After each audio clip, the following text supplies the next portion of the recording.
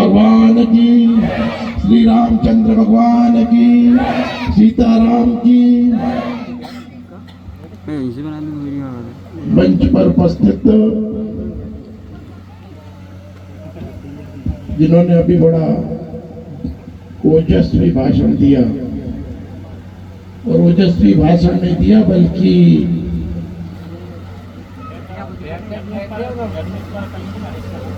शब्दों के साथ में कर्मों को भी करके उसको चरित्रार्थ करने वाले हमारे नेता हैं आदरणीय भगत सिंह कुशवाहा समाज के प्रदेश अध्यक्ष। और जब मैं चुनाव लड़ रहा था तो विधानसभा उदयपुर आके प्रभारी थे।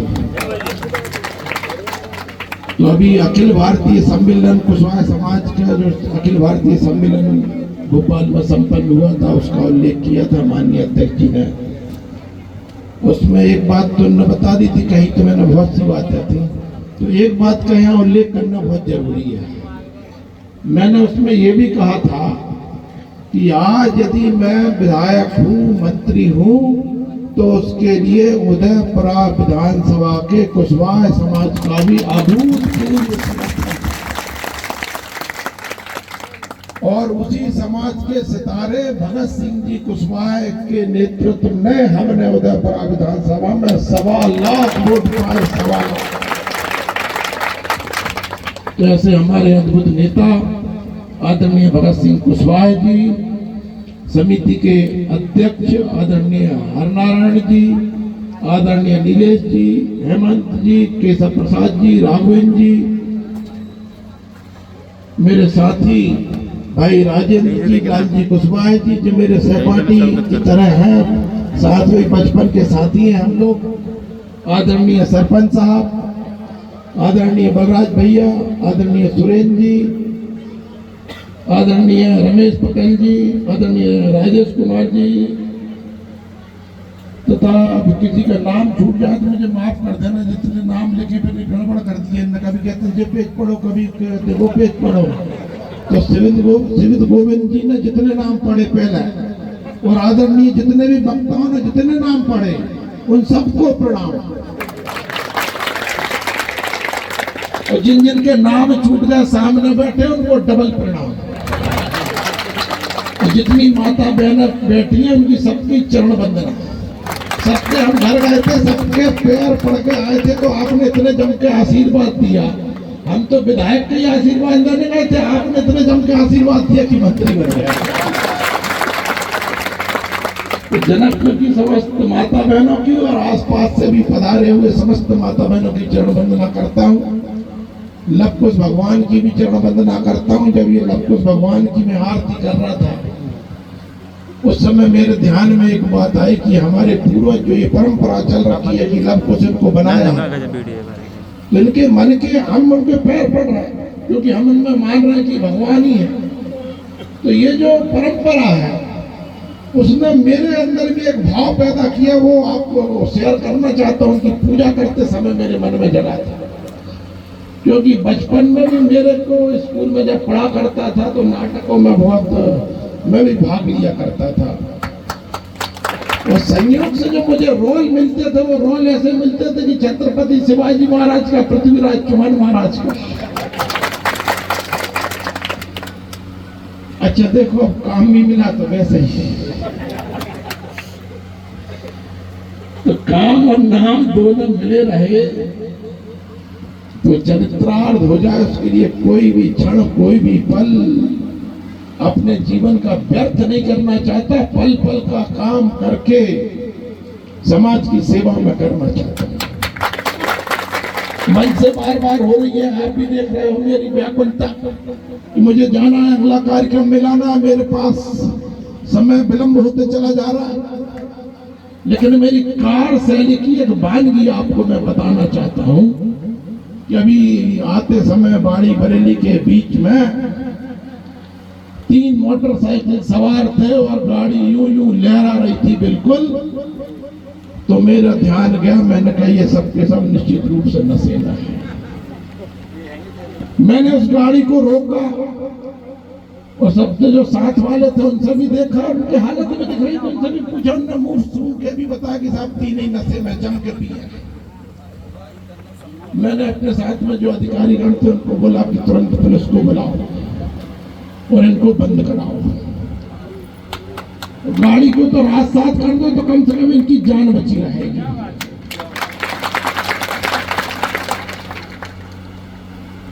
अब आप बताओ मैंने गलत काम किया कि सही काम किया? सही। मैंने एक तो तीनों की जान बचाई है। पता नहीं कहां जाते कहां भिड़ते, उनके घर वालों को जरूर बता देना, पता चलेगा मंत्री जी बंद करा गए तो कहना मंत्री जी सही काम करा गए, तुम्हारे मोड़ा मोड़ी कम से कम जिंदा तो सिर तो नहीं फूटे। और दूसरा वो पता नहीं किससे टकराते हैं।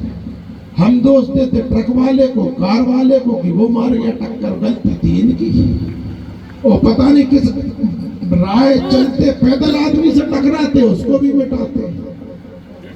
तो ये हमारी कार शैली का एक अंग है। और ये अंग जो हमारा कार शैली का है, हम पूरी समाज से अपेक्षा करते हैं कि समाज के हर व्यक्ति को ऐसा करना चाहिए। आप सबको भी ये करना चाहिए। हो सकता है आप इतने समर्थ नहीं है कि आप एक फोन करो 5 मिनट में पुलिस आ जाए। अब मंत्री जी फोन करते हैं तो जल्दी जाती है, सही बात है। लेकिन आप भी 100 डायल करोगे तो 5 नहीं तो 15 मिनट में पक्के में पुलिस वहां पहुंच जाएगी। आप लड़ो मत, आप तो सीधे पुलिस के सुपुर्द कर दो, उनकी भी जान बचेगी, सच बता रहा हूं। और वो जिनको घायल करते हैं उनकी भी जान बचेगी। इसलिए ये निवेदन एक अनुभव में करता, इसलिए आपसे शेयर किया एक समाज के लिए।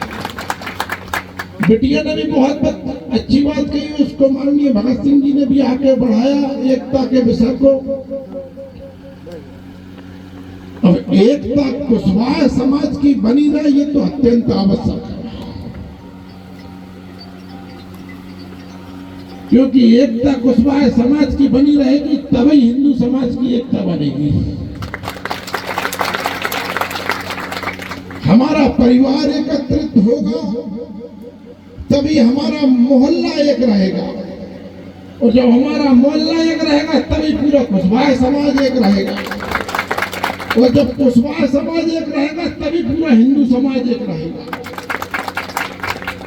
मैंने आपसे पहले 2 नाम लिए, छत्रपति शिवाजी महाराज और पृथ्वीराज चौहान जी के।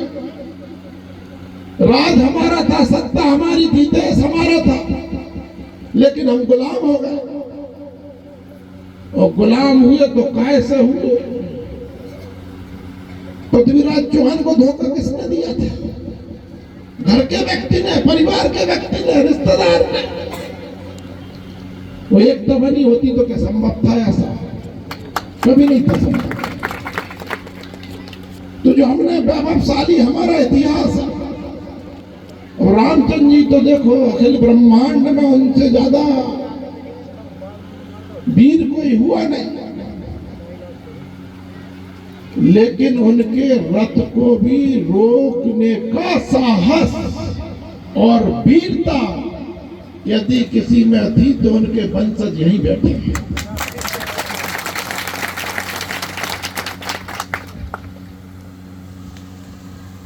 तो लव कुश के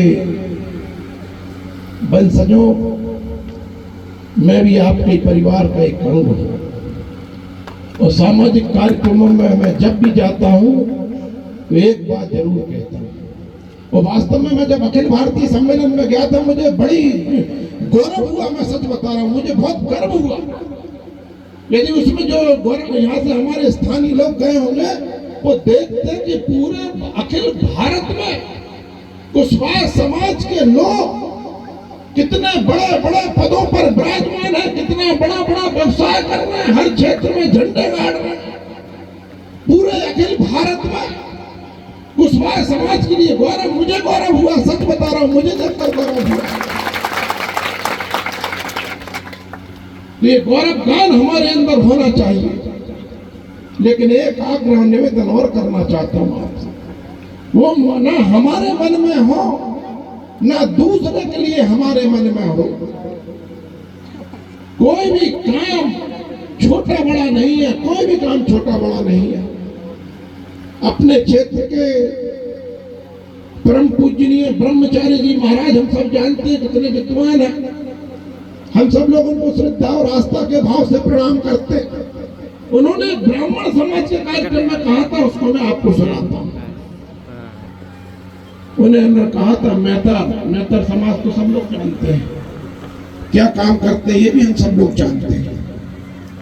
लेकिन उन्होंने कहा था जो मेहतर होता है ये संस्कृत से बना एक शब्द है, यानी महत्तर यानी जो सबसे महत्वपूर्ण काम करता है वो मेहतर है।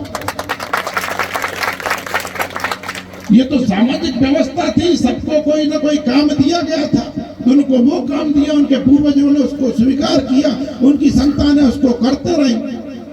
तो निराधार का या अस्पृश्यता का या छुआछूत के या भेदभाव के अधिकारी नहीं है, बल्कि वो सम्मान के अधिकारी हैं, सम्मान के अधिकारी हैं। उन्होंने यदि हमको स्वस्थ जीवन रखने का, सुरक्षित जीवन रखने का यदि सिखाया है और रखने का दायित्व उन्होंने निभाया, तो वो सम्मान के पात्र है। और कोई काम छोटा बड़ा नहीं है। मैं देखो बताऊं तो किरारा और कुशवाहा के अलावा यदि कोई छोड़ दे तो खाना खा के तो देख ले। देखो सच बता रहा, हम गेहूं पैदा करें, दाल पैदा करें, और कुशवाहा समाज पूरी सब्जी फल फूल पैदा करे। उन दो सब मिलकर खाना बनता है, इसके बगैर कोई कैसे खाना खाएगा। हाँ, पंडित जी बैठे थे, वो पंडित जी भोजन से पहले मंत्र की व्यवस्था बना रखी है। हाँ। लेकिन मंत्र तो जब ही कामयाब होगा जब थाली सजी होगी।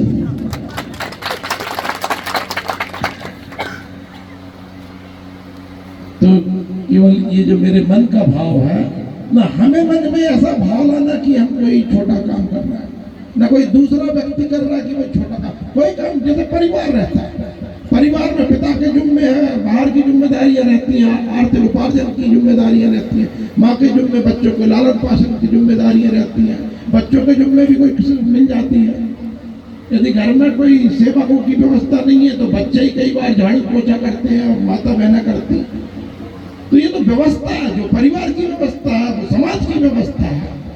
तो केवल ये भाव रख के सबके प्रति प्रेम, कोई सा काम करता हो, जिसके इससे जो काम आया उसके प्रति प्रेम का भाव हम सबके मन में बना रहे, ये अनुरोध आज के अवसर पर आप सबसे करता हूं। हम 2 मांग पत्र मेरे सामने रखे हैं।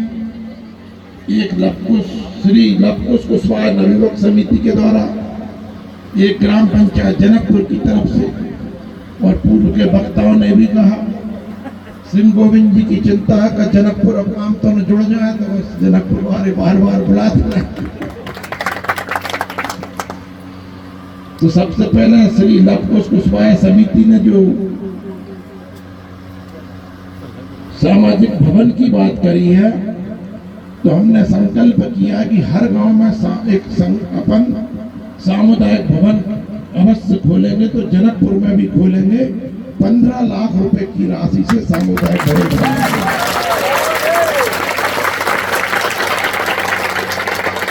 और उसमें पूरे जनकपुर के वासियों की किसी भी समाज के हो, उनके शादी विवाह सामाजिक कार्यक्रम होंगे, ऐसा मेरा आप सबसे अनुरोध है।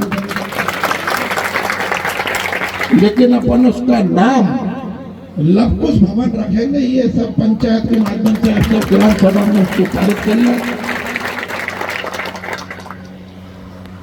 बाकी की जो इन्होंने कोचिंग इत्यादि की बात करी है, जो और ओपन जिम इत्यादि जो लवकुश समिति ने मांग करी नहीं, हमने जोड़ दी ओपन जिम। तो कुछ चीजें तो देखो हमने संकल्प किया, देखो सच बता रहा, हमने संकल्प किया, हमको आपने 5 साल दिए हैं।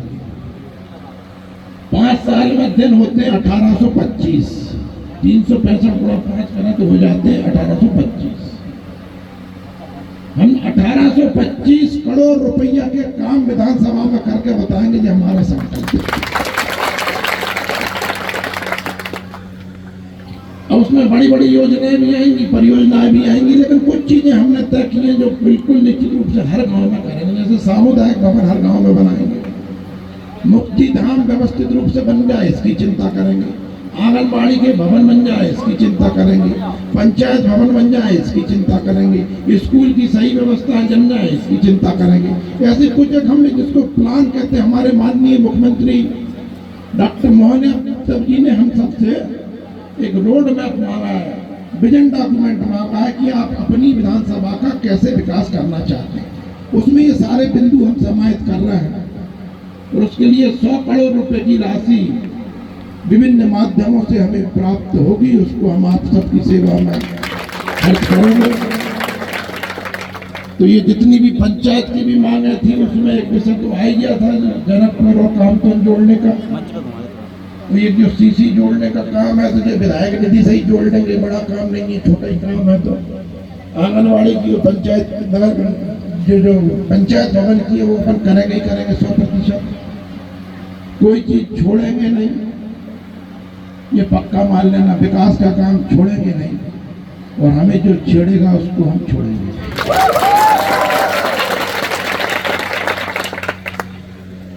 तो हम तो जब एक बात बार बार कहते हैं उसी बात को फिर खत्म करेंगे यहाँ कह कर।